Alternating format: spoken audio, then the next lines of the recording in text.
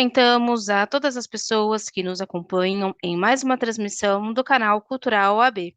Perguntas poderão ser feitas aos nossos palestrantes através do chat. A palestra de hoje é promovida pela Comissão do Meio Ambiente, que falará sobre o tema Encontros, Objetivo do Desenvolvimento Sustentável da Agenda 2030, da ONU, Eixos Econômico, Objetivo do Desenvolvimento Sustentável 08. Temos a satisfação de receber a doutora Andréia, que é advogada e diretora jurídica da Associação dos Municípios do Meio Ambiente. Doutora, uma boa noite. A palavra é da senhora.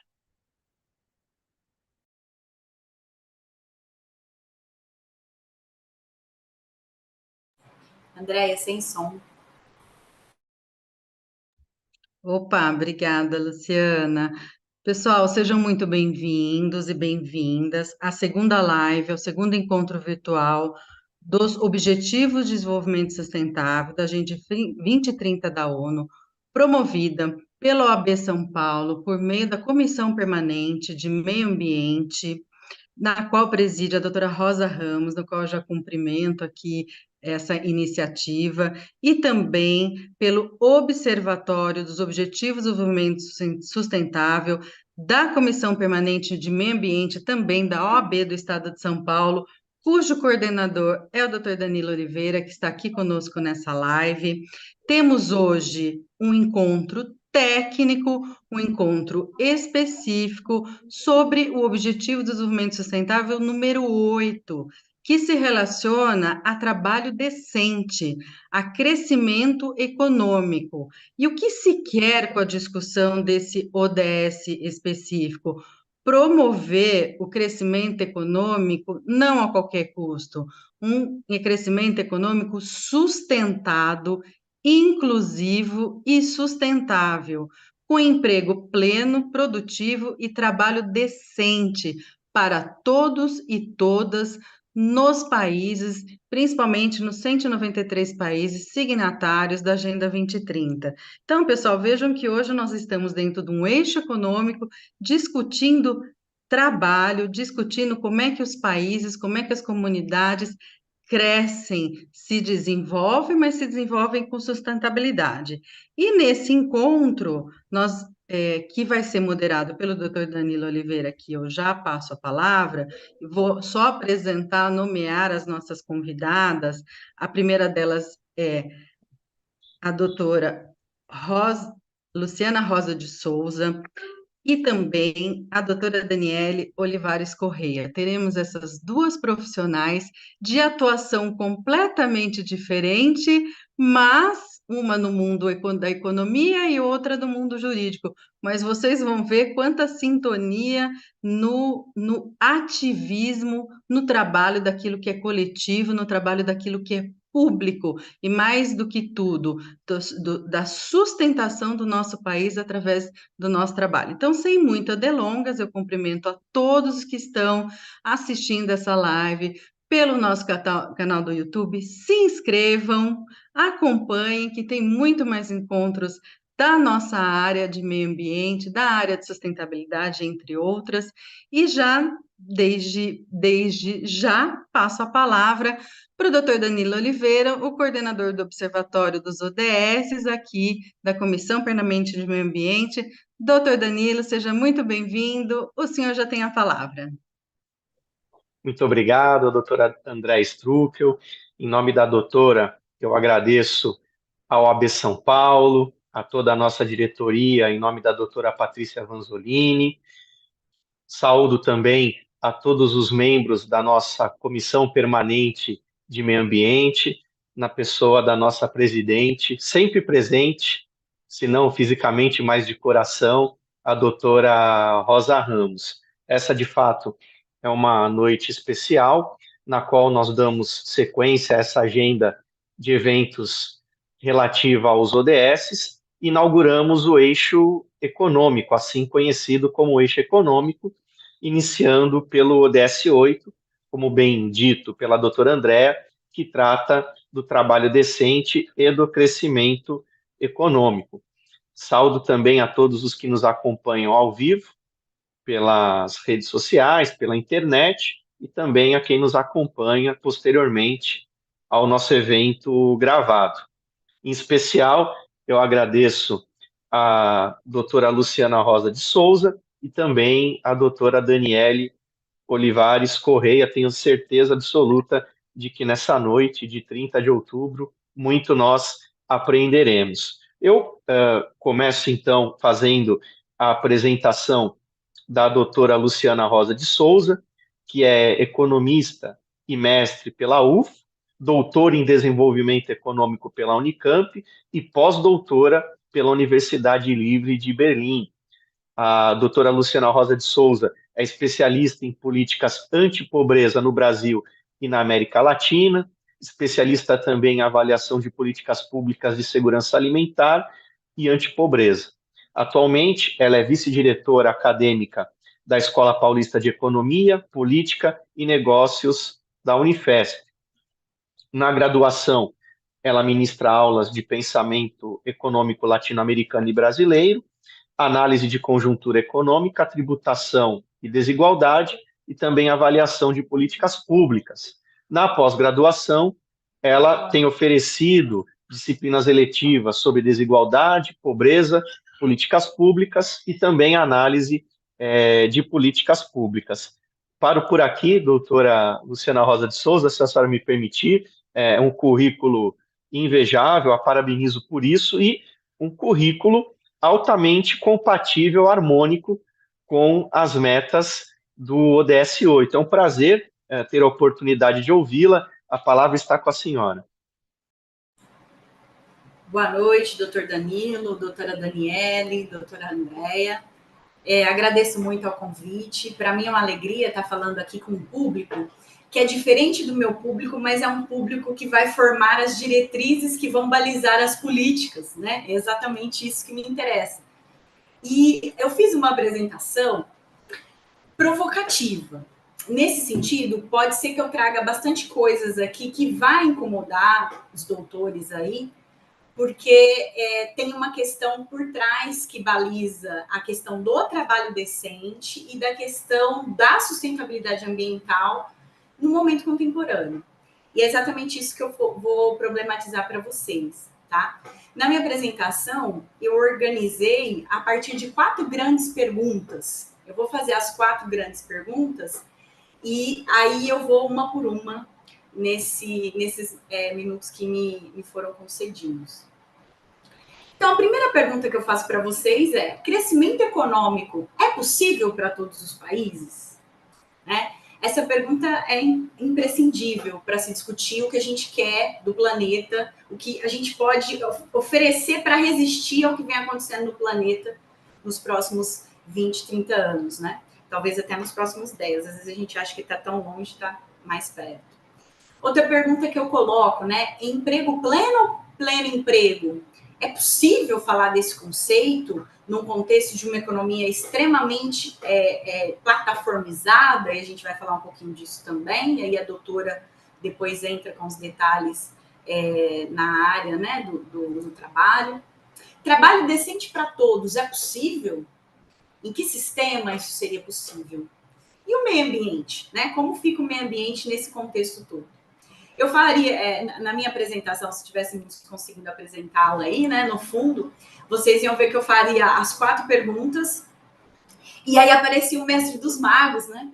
Porque são perguntas que são muito difíceis de responder. E aí, quem é da nossa época, né, uma geração aí que ainda tinha a Caverna do Dragão, o mestre dos magos sempre desaparecia quando a coisa ficava difícil, né? Então, é mais ou menos isso que eu quero problematizar com vocês. Então, entrando no primeiro tópico, pensando um pouco sobre pensamento e crescimento econômico para todos os países, né?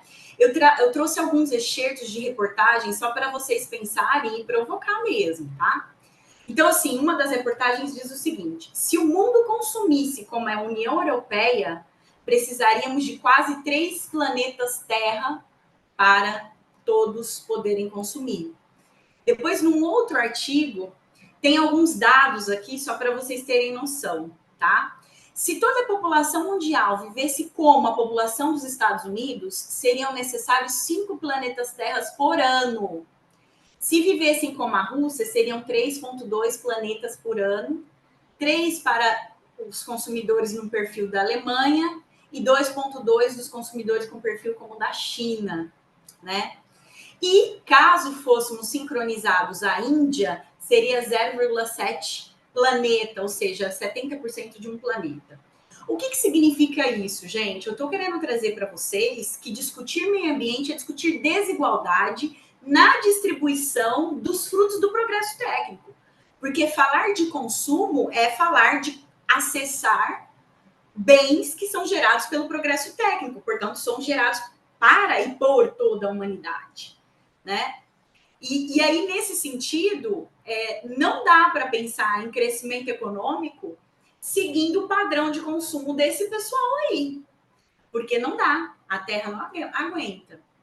E aí, isso virou um debate muito pesado na economia, muito grande, com vários teóricos, alguns prêmios Nobel até mais antigos, lá dos anos 70, George Skullhagen, trazendo algumas discussões, e aí emergiu dentro dos economistas uma tese que a gente chama de zeristas, ou a tese do crescimento zero, que ela vai surgir nos anos 70, né? E até hoje tem se pensado a macroeconomia do desenvolvimento ambiental, trazendo a perspectiva zerista ali. O que significa isso? Alguns países vão ter que ter taxa de crescimento zero, crescimento econômico zero, para que outros, que são mais pobres, possam ter um crescimento econômico positivo.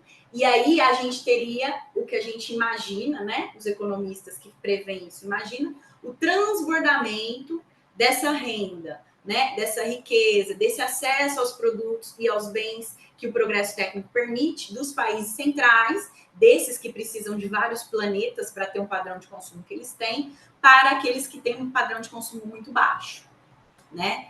E aí, nesse sentido, a pergunta que talvez caiba é, geopoliticamente falando, isso é possível? Porque no plano da economia é totalmente viável, né?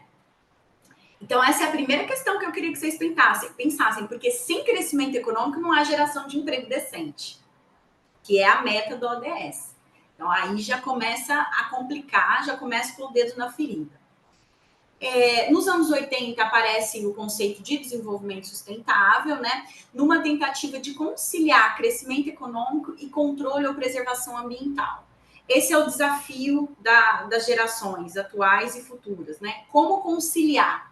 Não sei se crescimento econômico, talvez a gente vai ter que pensar num outro termo, numa outra perspectiva, mas na questão ambiental, isso com certeza, tá?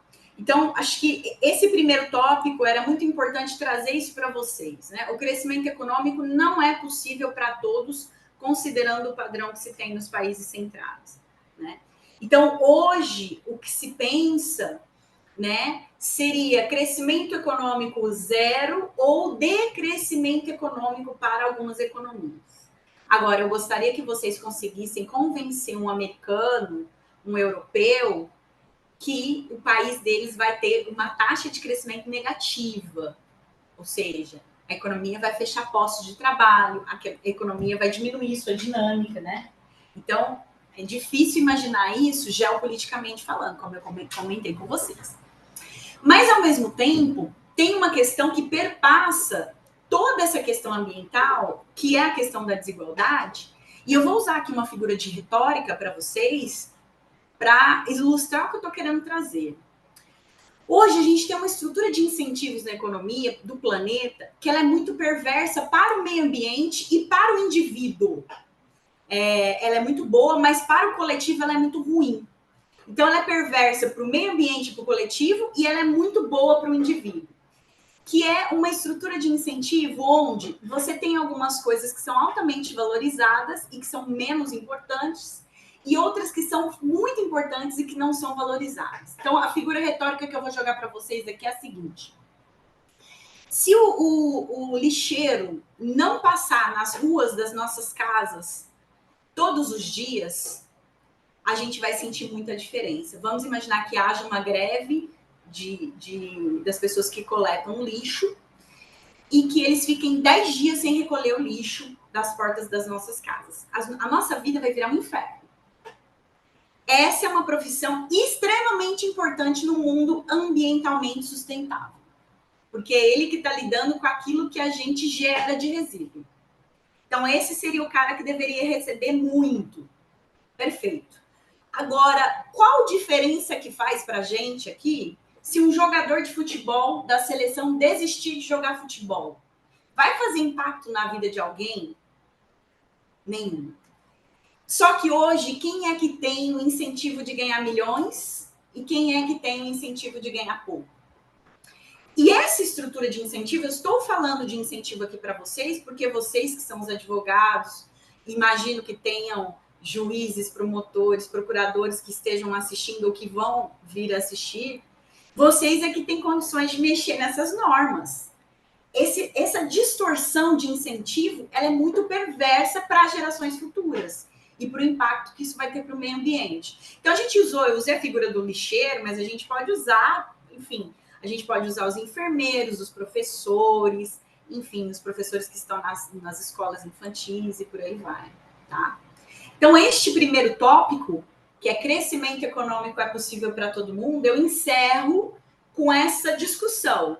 Como que a gente muda a estrutura de incentivos da economia, seja no nível do país, seja no nível internacional, para que a gente, de fato, valorize aquelas profissões e aqueles grupos que são favoráveis ou que reduzem a emissão de resíduos, que fazem um processo de apoio ou melhora para a gente gerir esse problema ambiental que nós mesmos criamos. Aí eu passo para o segundo nível da discussão, que é emprego pleno ou pleno emprego. Emprego pleno, a ONU ali traz no sentido de que a pessoa tenha condições de se realizar naquele trabalho, se sentir bem, desenvolver suas potencialidades. Mas para nós da economia, esse conceito nem existe. Para nós existe o conceito de pleno emprego. O que é pleno emprego? É uma situação onde a economia tem um alto uso de forças produtivas, né? A taxa de desemprego nessa situação é muito pequena. Normalmente, né? Eu vou problematizar isso, que o pleno emprego acontece quando só está desempregadas aquelas pessoas que não querem trabalhar ao nível salarial proposto pela economia, tá? Isso aconteceu pouquíssimas vezes na história da humanidade, e o problema é esse, o economista tornou isso como uma regra. Então, todo mundo fica buscando o pleno emprego como se o pleno emprego fosse alcançável. Mas o pleno emprego, ele é uma exceção, ele não é a regra. Ele é um ponto específico de equilíbrio de uma curva que a gente estuda lá, com um monte de dado, de matemática, mas assim, ele é um ponto na curva. E essa curva tem milhares de pontos. Ou seja, ele é um evento extremamente raro, que é uma situação em que as pessoas que querem trabalhar estão trabalhando. Esse é um termo que o pessoal usa até hoje, os macroeconomistas usam muito, mas é um termo também que a gente deve contextualizar. Será que dá para falar em pleno emprego na era da quarta revolução industrial, onde a gente tem os trabalhadores por plataforma, onde a gente tem inteligência artificial entrando e cortando uma série de vagas de oportunidade de trabalho? Então, talvez a macroeconomia também já esteja desatualizada ao trazer o conceito de pleno emprego, né? Porque, por exemplo, uma discussão que a gente pode abrir aqui depois para a pergunta: trabalhador de plataforma é trabalhador empregado?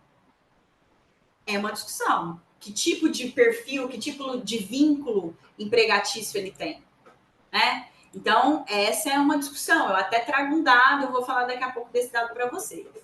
Então, é possível ter pleno emprego com uma massa de desempregados tão grande como a gente tem vivido, né, nos últimos anos? Aí eu termino, então, essa discussão da questão do pleno emprego, ou emprego pleno, né? E entro na discussão do trabalho decente. E aí, o que é o trabalho decente? É um trabalho adequadamente remunerado, primeiro ponto. Segundo ponto, exercido em condições de liberdade, equidade, segurança, e que seja capaz de garantir uma vida digna, tá? Essa é a definição do trabalho decente. Então, a primeira pergunta que nós temos que nos fazer é: a revolução industrial que veio aí com a economia do compartilhamento, o que eu estou chamando de economia do compartilhamento? Eu estou chamando de Uber, estou chamando de distribuição de alimentos via iFood, eu estou chamando de compartilhamento de casa como Airbnb. toda essa economia que você compartilha com as pessoas. Será que essa economia permite o trabalho decente? Se sim, em que condições? E aí entra a importância dos legisladores, dos fiscalizadores das leis e etc. Coincidentemente, no dia 26 de outubro agora, semana passada, saiu um estudo que foi uma parceria Ministério Público Federal de São Paulo com o Instituto de Economia da Unicamp para trazer dados sobre a questão do trabalho em plataformas. E os dados são aterradores, pessoal. Para que o trabalhador que está na plataforma, ele consiga ganhar R$50 a mais do que o trabalhador que não está plataformizado, R$50 a mais no mês para o trabalhador, em comparação ao trabalhador não plataformizado, ele tem que trabalhar 7 horas a mais por semana, tá? Ou seja, ele trabalha mais horas para ganhar um diferencial salarial muito pequeno, porque se vocês forem pensar, 7 horas a mais por semana é um dia inteiro de trabalho, né? E esse trabalhador plataformizado, ele não é, a maioria das vezes, somente 23% dele está vinculado a alguma proteção social, né? Como que você pode falar de trabalho decente se o trabalhador, se ele se machuca, ele não consegue trabalhar, ele não consegue colocar alimento dentro de casa, ele não consegue manter sua família. Isso para trabalhador que trabalha com carro, porque o pessoal que entrega de moto ou de bicicleta, a situação é mais precária ainda. Eles ganham, em média, R$1.700, tá? E eles têm que trabalhar também muito mais tempo em relação aos não plataformizados para conseguir manter uma diferença de salário muito pequena, que aqui chega a ser menos de R$40. Então, esse momento 3 aqui, eu penso que a gente deve discutir o que é trabalho decente, como pensar o trabalho decente na 4ª Revolução Industrial e mais. É possível transformar o trabalho decente em trabalho decente ambientalmente sustentável? Como que a gente poderia fazer isso numa estrutura de incentivo como a brasileira, por exemplo? Como que a gente poderia pensar leis e arcabouços institucionais para que haja valorização daqueles trabalhos que vão ser ambientalmente responsáveis, que vão reduzir emissões, que vão contribuir para que haja uma melhora no futuro, né?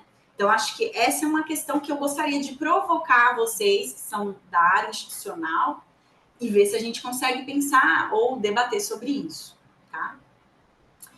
E aí, eu vou para o último momento, né? Então, no primeiro momento, a gente falou que o crescimento econômico, do jeito que se tem nos países centrais, não dá para replicar para os países periféricos, né? Esse foi o tópico. Depois, num segundo momento, a gente falou do conceito de pleno emprego, então, muito de uma economia voltada para o crescimento, e crescer sempre, pessoal, é dominar a natureza, é aumentar a área explorada de terra, é sempre gerar algum computador novo, mas que vai para a natureza e esse produto não se dissolve na natureza, tá? Crescer é sempre crescer usando os recursos naturais. Aí falamos do trabalho decente, né? E problematizamos a questão do trabalho decente na contemporaneidade. E agora vamos pensar um pouquinho no meio ambiente, né? Que é a provocação que eu quero fazer para vocês. Como que a gente consegue gerar empregos decentes para uma população cada vez mais excluída do processo de produção? A inteligência artificial vai cada vez mais excluindo pessoas, né? Existem estudos, os melhores estudos que eu já vi nessa área é do Bureau Labor Statistics dos Estados Unidos. Eles fazem projeções de setores que vão perder postos de trabalho e que possivelmente em 20 anos serão totalmente automatizados. E o setor, por exemplo, de transporte é um deles. E aí, o que a gente vai fazer com essa população? Né? Então, tem um processo que exclui, ao mesmo tempo a gente está vivendo um cenário também de apertamento, né? A gente chama em economia de squeezing da classe média, né? Você está reduzindo a classe média, e aí o que você está vendo? Você está vendo 2 ambientes, um ambiente de muitas pessoas muito pobres e poucas pessoas muito ricas. Neste meio, que é quando tinha a classe média, você tinha uma situação um pouco mais pacífica, né?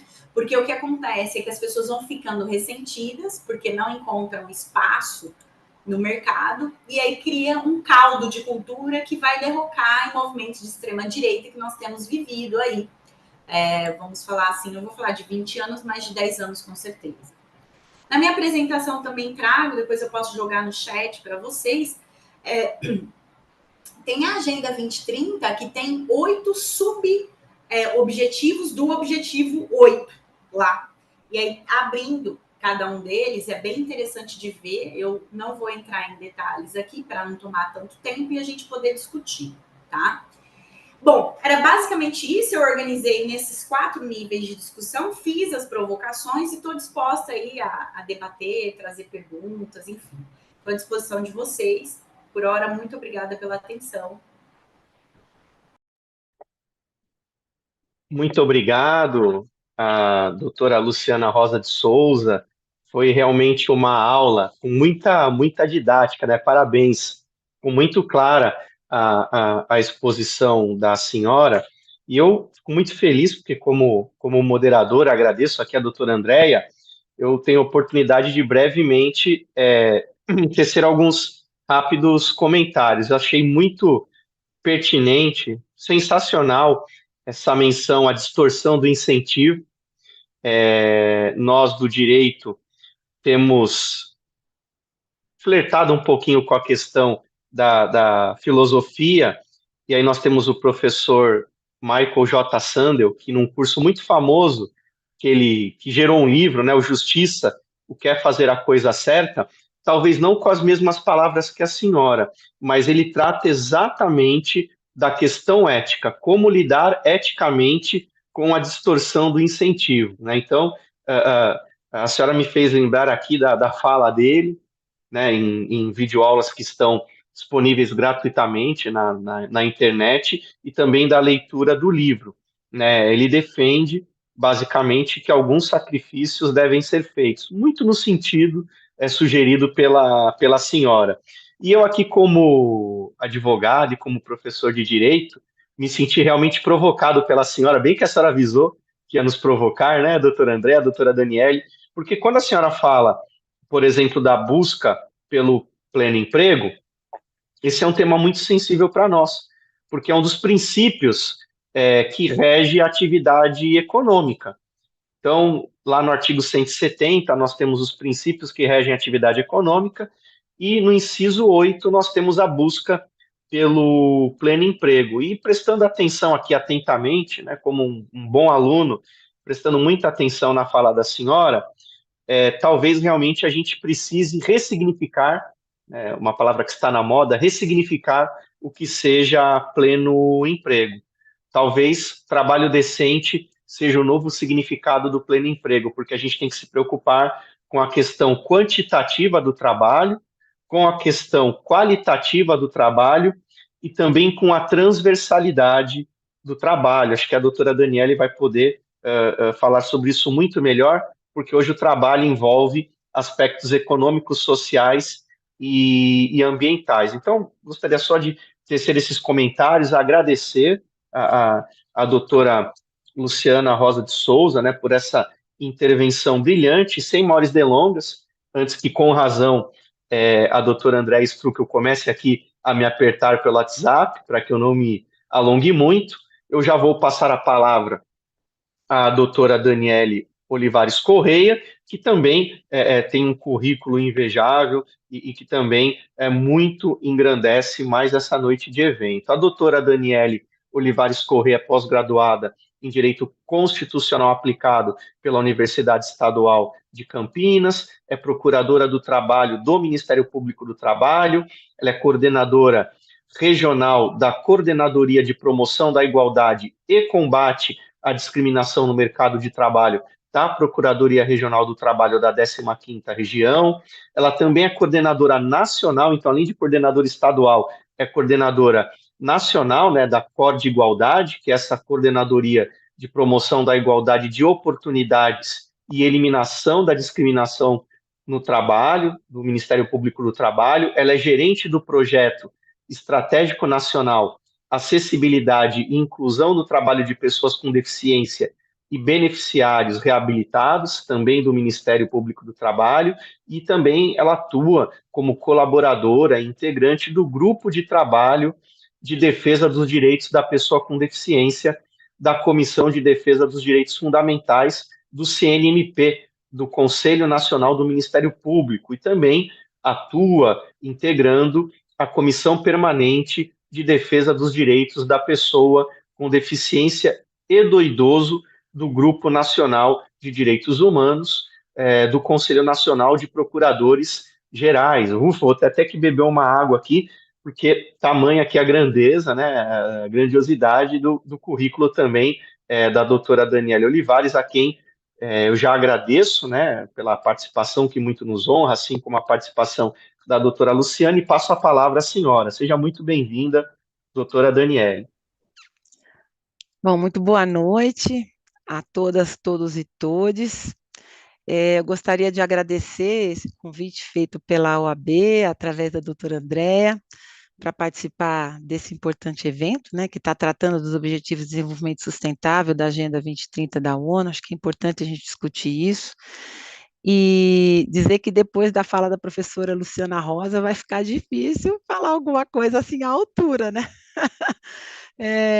Mas eu vou dar uma pincelada no como o Ministério Público do Trabalho enxerga esse ODS número 8, né, do que tem a ver com a nossa atuação estratégica institucional, e depois a gente pode debater as provocações feitas pela professora, que eu achei bem pertinentes e importantes, e eu também me senti provocada, né? Porque quando a gente fala de trabalho decente, de pleno emprego, sempre vem ao Ministério Público aquela afirmativa de que o trabalho não é uma mercadoria, né? Então a gente sempre trata das questões que envolvem o direito do trabalho, olhando aquele trabalhador como um ser humano, né, que tem direito à sua dignidade, não é? E aí a gente passa lá para a Constituição Federal, nos princípios fundamentais da nossa República Federativa, né, que são os princípios que vão imantar todo o ordenamento jurídico brasileiro, né, que é a dignidade da pessoa humana, os valores sociais do trabalho, junto com a livre iniciativa. Então, toda a nossa atuação é voltada para a consecução desses objetivos fundamentais, né? Bom, então, eu vou iniciar também a minha fala dizendo que a responsabilidade, né, na concretude desses objetivos de desenvolvimento sustentável é de toda a sociedade, né, conforme a Agenda 2030. Não é só do governo, não é só das empresas, não é só da iniciativa privada, é de toda a sociedade como um todo, né? E, embora tenha sido formalizada dentro do sistema da ONU, ratificada por todos os Estados-membros, essa agenda, ela prevê, né, a colaboração de diferentes atores para a implantação desses objetivos e metas. Então, é governo, sociedade civil, academia, né, universidades, setor privado, empresarial e cidadãos. Por isso a gente diz que ela é universal. E o que tem a ver exatamente com o Ministério Público do Trabalho? Tudo, né? Quando a gente trata do ODS, o número 8, que é o trabalho decente, o crescimento econômico, a gente vê que promover o crescimento econômico inclusivo e sustentável, o pleno emprego, né? Emprego pleno e produtivo, trabalho decente para todos, vai se inserir integralmente na atuação finalística do Ministério Público do Trabalho, que cumpre na esfera da trabalhista, né? Segundo a Constituição Federal, que está lá no artigo 127, a defesa da ordem jurídica, do regime democrático, dos interesses sociais individuais indisponíveis. Ou seja, o Ministério Público atua como promotor dos direitos fundamentais dos trabalhadores, né? A gente sabe que, infelizmente, né, segundo o último relatório anual das Nações Unidas no Brasil, no ano de 2021, os Objetivos do Desenvolvimento Sustentável com mais iniciativas no Brasil foram somente o ODS número 4, que tratava da educação de qualidade, com 63 iniciativas, o ODS 10, com redução das desigualdades, com 60 iniciativas, e os ODS menos abordados foram os de 14, que trata da vida na água, e o ODS de energia acessível e limpa, com apenas uma iniciativa. Quando a gente trata do ODS número 8, que é esse que nós estamos falando hoje, existem apenas 28 iniciativas no Brasil. O relatório Luz, que foi apresentado no Congresso em julho de 2021, também informou que o Brasil não apresentou progresso satisfatório em nenhuma das 169 metas dos 17 Objetivos de Desenvolvimento Sustentável da Agenda 2030. E dessas 169 metas, só 54,4% estão em retrocesso, 16% estagnadas, 12,4% ameaçadas e 7,7% mostram progresso insuficiente. Então, e especificamente em relação ao ODS número 8, ela foi marcada por retrocesso em todas aquelas submetas, né, que é 8.1, 8.2, 8.3 que estão lá estabelecidas no ODS número 8. Então, o Brasil tem um desafio bastante grande, né, a ser enfrentado, e o Ministério Público do Trabalho, né, ele tem entre as suas metas prioritárias o alinhamento com essa agenda de trabalho decente da Organização Internacional do Trabalho e da Agenda 2030. Então, para operacionalizar a pauta do trabalho decente de forma eficiente, o MPT criou as coordenadorias temáticas. Nós temos hoje 8 coordenadorias temáticas que são vinculadas à Procuradoria-Geral do Trabalho, e elas se constituem em órgãos auxiliares da atividade finalística do Ministério Público, sob orientação da nossa Câmara de Coordenação e Revisão, e como órgão executor do planejamento estratégico. E aí a gente tem a coordenadoria que trata do trabalho portuário e aquaviário, da administração pública, da criança e do adolescente, aí entramos naquela questão da proibição do trabalho infantil, né, do combate às piores formas do trabalho infantil, das fraudes trabalhistas, liberdade sindical, meio ambiente de trabalho, promoção da igualdade, que é a secretaria que eu coordeno atualmente, e o combate ao trabalho escravo e tráfico de pessoas. Essas coordenadorias, elas estão ligadas à questão do atingimento desse objetivo do ODS 8. Então, a missão institucional de defesa da ordem jurídica e do regime democrático, dos interesses sociais individuais disponíveis, tem como visão ser referência, né, como instituição promotora do trabalho digno e do desenvolvimento sustentável. Então, quando a gente vê os subtemas da ODS 8, por exemplo, que até 2030 alcançar o pleno emprego, o emprego produtivo, trabalho decente para todas as mulheres e homens, inclusive para jovens e as pessoas com deficiência, remuneração igual para trabalho de igual valor. O 8.7, tomar medidas imediatas e eficazes para erradicar o trabalho forçado, acabar com a escravidão moderna e o tráfico de pessoas, assegurar a proibição e eliminação das piores formas de trabalho infantil, incluindo o recrutamento e utilização de crianças soldados, e até 2025 acabar com o trabalho infantil em todas as suas formas, e proteger os direitos trabalhistas, promover ambientes de trabalho seguros e protegidos para todos os trabalhadores, incluindo os trabalhadores migrantes, em particular mulheres migrantes e pessoas em empregos precários.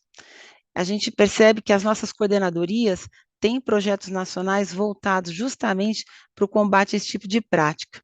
E aí, a gente pode associar vários outros objetivos de desenvolvimento sustentáveis à execução dos nossos projetos nacionais institucionais. Então, por exemplo, a gente tem em relação à cor de igualdade, o ODS número 5, que trata da questão da igualdade de gênero, o ODS número 10, que trata da redução das desigualdades, e além, é claro, do ODS 8, que estamos explanando, principalmente no combate à discriminação e toda forma de desigualdade, inclusão no trabalho de pessoas com deficiência, de pessoas negras, de mulheres, através dos projetos nacionais estratégicos. E aí a gente tem vários projetos dentro dessa coordenação, né? A inclusão de jovens negras e negras no mercado de trabalho. Então, quando a gente percebe pelas estatísticas, né, do IBGE, pela PNAD contínua, a gente verifica que, embora a população brasileira seja, em sua maioria, negra, ela é que ocupa os trabalhos com maior precariedade, não ocupa nenhum nível de gerência em qualquer nível de organização das corporações, das empresas, é aquela que tem a remuneração mais baixa no país, principalmente quando a gente trata da questão da mulher negra, que ela está na base da discriminação, que em relação ao homem branco hétero, ela ganha 75% menos do que ganha o trabalhador homem. Então, falamos também da questão, também nós temos o projeto, né, de inclusão e acessibilidade da pessoa com deficiência, e aí a gente fala que esse é um dos maiores grupos vulnerabilizados no país, que são pessoas que estão alijadas da inclusão no mercado de trabalho, no mercado formal de trabalho. A gente tem a última PNAD contínua, feita pelo IBGE, publicada agora em julho desse ano, que essa população, ela está totalmente alijada do trabalho, né? A grande maioria da população com deficiência sequer consegue um emprego formal. Hoje, embora a gente tenha uma lei, que é a lei de cotas, que é o artigo 93 da Lei 8.213, que estipula lá uma graduação, né, que vai de 2% a 5% do estabelecimento de cotas para empresas que têm mais de 100 empregados, até hoje, 70% das empresas do país não cumprem a cota, que é essa ação afirmativa que está prevista em lei. Também dentro dessa coordenadoria, nós temos um projeto que trata da empregabilidade da população LGBTQIA+, e aí eu trato também de um outro grupo vulnerável que não tem sequer acesso ao mercado de trabalho, que é principalmente a população trans no país, que vive em situação de rua, em extrema precariedade, que não tem nenhum acesso a nenhum tipo de emprego e nenhum tipo de trabalho, né? E acabam sendo sujeitos à prostituição. E, por fim, nós temos um projeto também bem interessante que trata da violência contra a mulher, né, do combate à violência contra a mulher, e que procura, através de parcerias com empresas, promover a empregabilidade de mulheres vítimas de violência doméstica. E por que eu falei tudo isso? Eu falei isso porque quando a gente fala da busca do pleno emprego, e a professora Luciana Rosa falou, o que é o pleno emprego? Será que nós temos o pleno emprego? A gente vê que a gente está dentro de um país cuja desigualdade é abissal, abissal, né? Um país carente de políticas públicas de educação, carente de políticas públicas de saúde, e quando a gente trata dessa carência dessas políticas públicas, isso vai se refletir diretamente nessa busca do pleno emprego. Porque, por exemplo, se nós estamos tratando de pessoas com deficiência, essas pessoas com deficiência, para terem acesso ao mercado de trabalho, primeiro elas tinham que ter acesso a uma educação adequada. Segundo, primeiro elas tinham que ter acesso à saúde adequada, a um tratamento adequado, para que elas possam desenvolver as suas habilidades. Segundo, ela teria que ter acesso a uma educação inclusiva e adequada, para depois ela ter um acesso a um trabalho digno.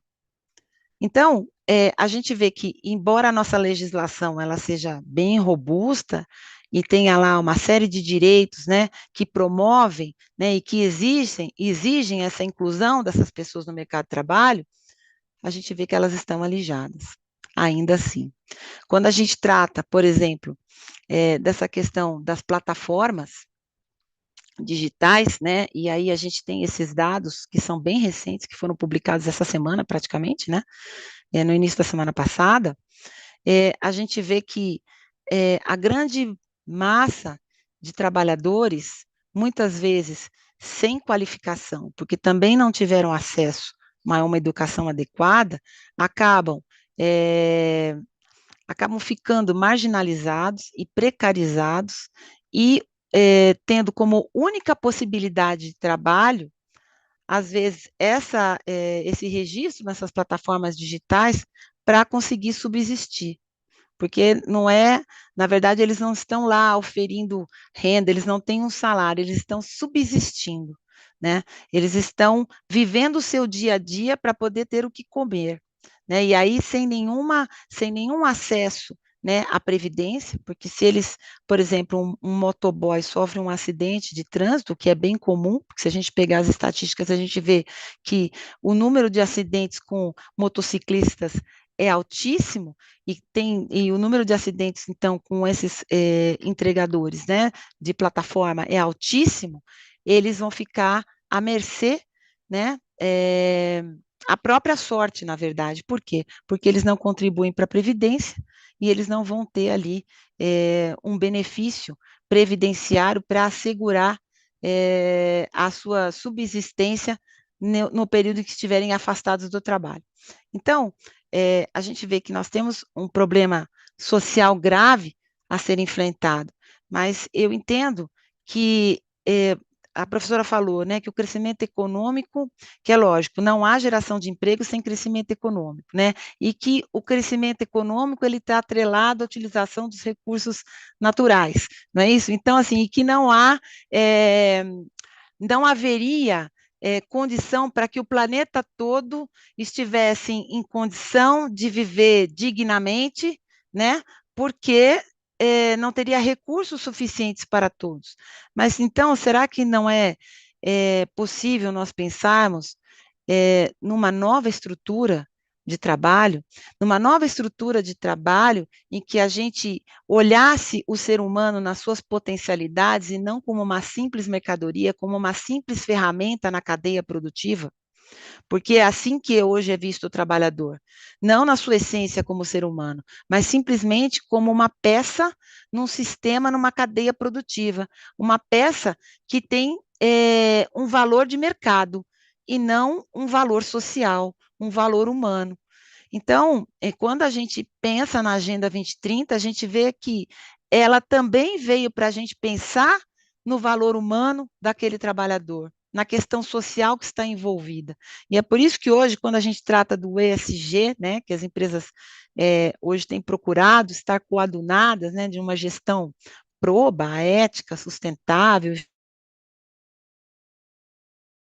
enfim, voltadas para essa questão do ESG, como é importante se pensar no desenvolvimento da cadeia produtiva, mas sempre pensando na sustentabilidade, e aí na questão ambiental, então, na utilização responsável dos recursos naturais e também na importância social que a empresa tem naquele ambiente em que ela está inserida.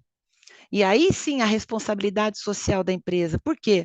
Porque ela está inserida num contexto social, numa cidade, num bairro, num país, e ela ali está promovendo o quê? Promovendo a economia daquela localidade. Então, a empresa tem sim a sua responsabilidade social em dar um emprego com qualidade para aquele trabalhador. Né? Ela tem esse papel relevante social e ela tem que reproduzir no seu ambiente corporativo, no seu meio ambiente laboral, a diversidade que existe na sociedade e de forma igualitária, o que está lá no Objetivo de Desenvolvimento Sustentável número 8, quando a gente fala de igualdade salarial, quando a gente fala de trabalho de igual remuneração para trabalho de igual valor. O que está dizendo ali? Está dizendo o seguinte: não trate o trabalhador com discriminação, trate o trabalhador com igualdade, mas não é qualquer igualdade, é uma igualdade material, é uma igualdade de fato. E para haver essa igualdade de fato, as empresas têm que trazer para dentro dela o histórico de desigualdades que existe dentro do país e promover a equidade que precisa ter para que esses trabalhadores possam ser tratados de forma igualitária dentro do ambiente empresarial. Essa é uma responsabilidade social do empregador. Então, assim, os objetivos de desenvolvimento sustentável, eles estão totalmente coadunados com isso. Quando essa empresa está inserida numa localidade, por exemplo, e a gente fala de casos práticos aqui do Ministério Público, que a gente já pegou casos aqui, por exemplo, de empresas que estão num estado cuja população em 80% é negra e não tem nenhum trabalhador negro no cargo de gerência, por exemplo. Nenhum trabalhador negro ocupando posições de gestão e de comando. Então, assim, as empresas, elas precisam, na verdade, trazer para dentro delas todas essa situação social no qual ela está inserida e desenvolver o seu papel social também, né, no sentido de dar igualdade de oportunidades para esses trabalhadores, com a devida equidade, para que eles possam alcançar os mesmos patamares de direitos dos demais trabalhadores. Mas a gente fala, mas nós estamos num país onde, assim, grande parte da população está desempregada. Fato, grande parte da população está desempregada. E a empresa precisa se desenvolver economicamente para criar mais postos de trabalho, mas precisa haver um equilíbrio. Precisa haver um equilíbrio para que todas essas pessoas possam ter oportunidade de mostrar o seu valor, de mostrar a sua capacidade de produção.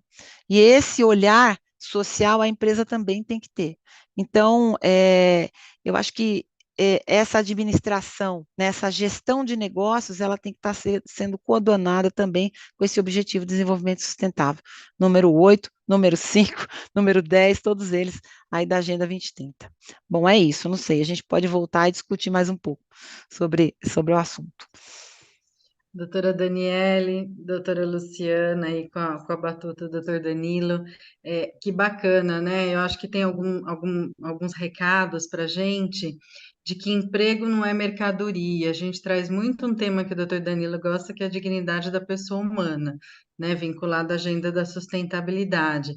E a doutora Daniele coloca, bom, mas tudo bem, precisamos evoluir economicamente. Um país pobre não cuida das pessoas, não cuida do meio ambiente. A gente precisa trazer enriquecimento, mas um enriquecimento qualitativo e, de fato, integrado à realidade social, para que não haja um alargamento da pirâmide, né, de muitos ricos e muitos pobres, como a doutora Luciana colocou. Mas só com curiosidade, eu já vou passar a palavra para 2 minutinhos aí das considerações, né, já que uma palestrante ouviu a outra, há uma crescente área da sustentabilidade, emprego na área da sustentabilidade, no presente e no futuro, né? Isso é um dado recente do Fórum Econômico Mundial. E o que é a sustentabilidade? São esses rearranjos, porque a professora Luciana já disse, recurso natural já está escasso, não existe planeta B, C, D. Então, qual que é o rearranjo? Rearranjo é ressignificar, reutilizar, enfim, todos os R's que o pessoal do lixo, né, dos resíduos sólidos conhece muito bem, mas todos os S's e R's, né, principalmente os R's, quer dizer, a gente tem que começar a ter um pacto civilizatório diferenciado para incluir as pessoas, para proteger o meio ambiente e outras ODSs que nós vamos tratar aqui nos próximos encontros, porque esse é o ODS 8, mas a gente vai ter muitas ODSs ainda do eixo econômico, do eixo social e do eixo ambiental. Voltando para o chat, pessoal, eu queria agradecer demais a participação de vocês. Nosso chat está bombando. Eu vou falar algumas pessoas e algumas entidades para vocês verem a diversidade de quem participa, né? Pelo terceiro setor, o presidente nacional da ANAMA, Marcel Cavalcante, está acompanhando a gente.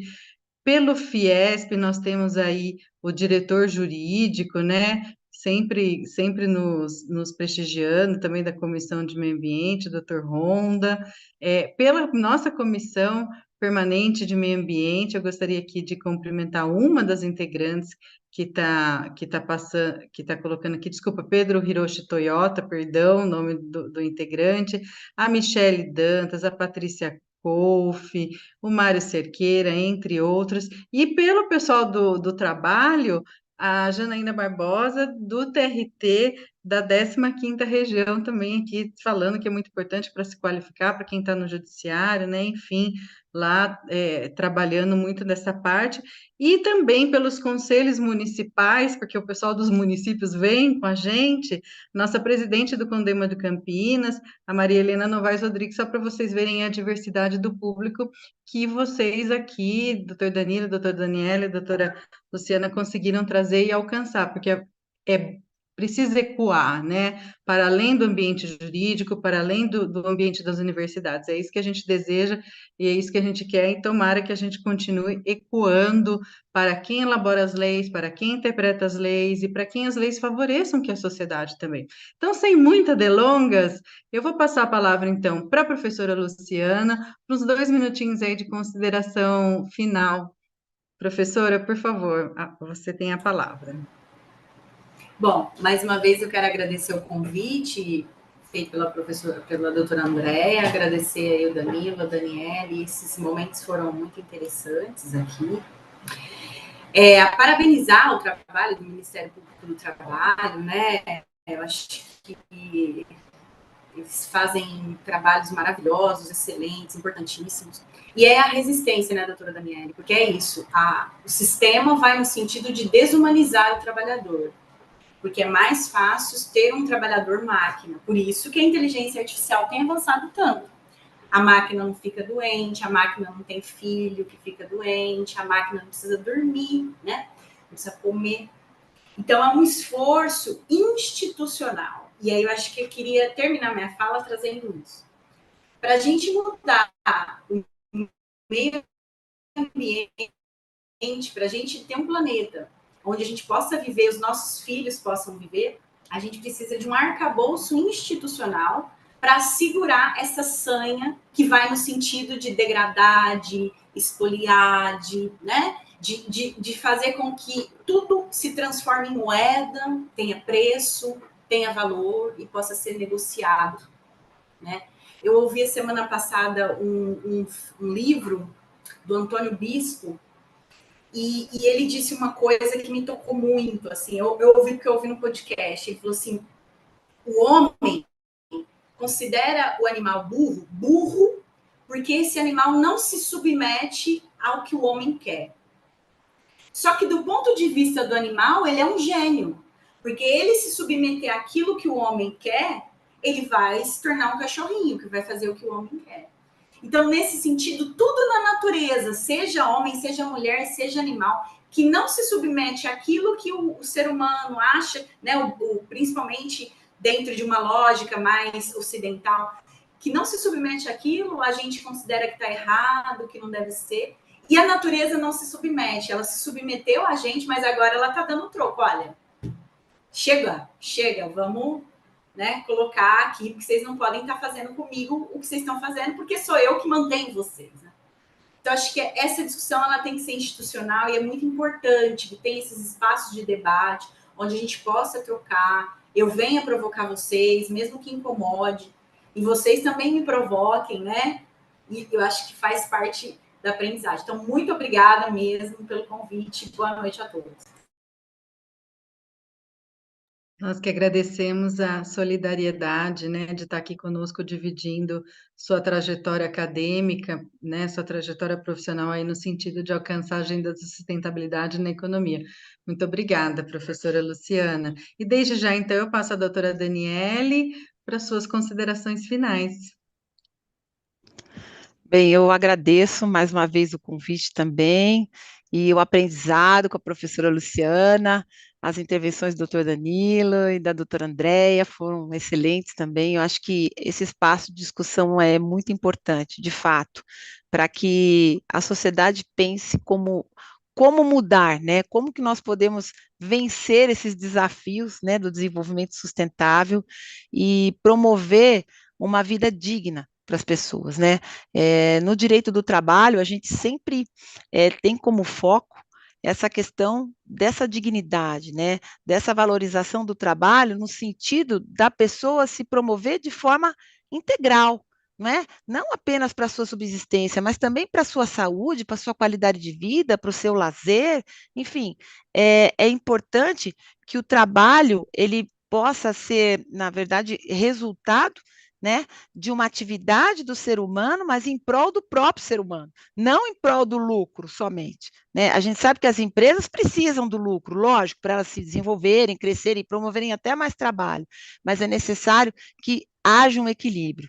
E esse equilíbrio precisa sim de regulação, porque ele não vem sozinho, ele vai precisar de regulação, né?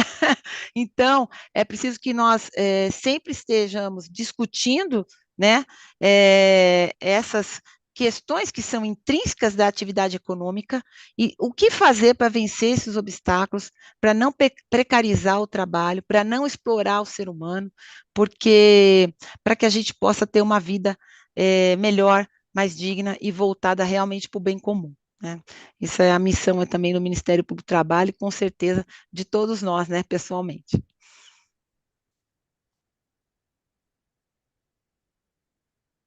Eu gostaria de enaltecer, em nome da doutora Daniele Olivares Correia, o trabalho, a atuação do Ministério Público do Trabalho. esse órgão importantíssimo, né, essa instituição indispensável à defesa de grupos vulnerabilizados, do trabalhador lato sensu. O Ministério Público do Trabalho faz parte de algo que nós também devemos olhar, que é o sistema interno de garantia dos direitos humanos. Então, é preciso que a gente olhe para essas instituições e para essas pessoas de boa vontade, muito bem representadas pela doutora Daniele, que nos fazem ter esse olhar humano, né? Muito importante lembrarmos da necessária proteção dos grupos vulnerabilizados pelo trabalho.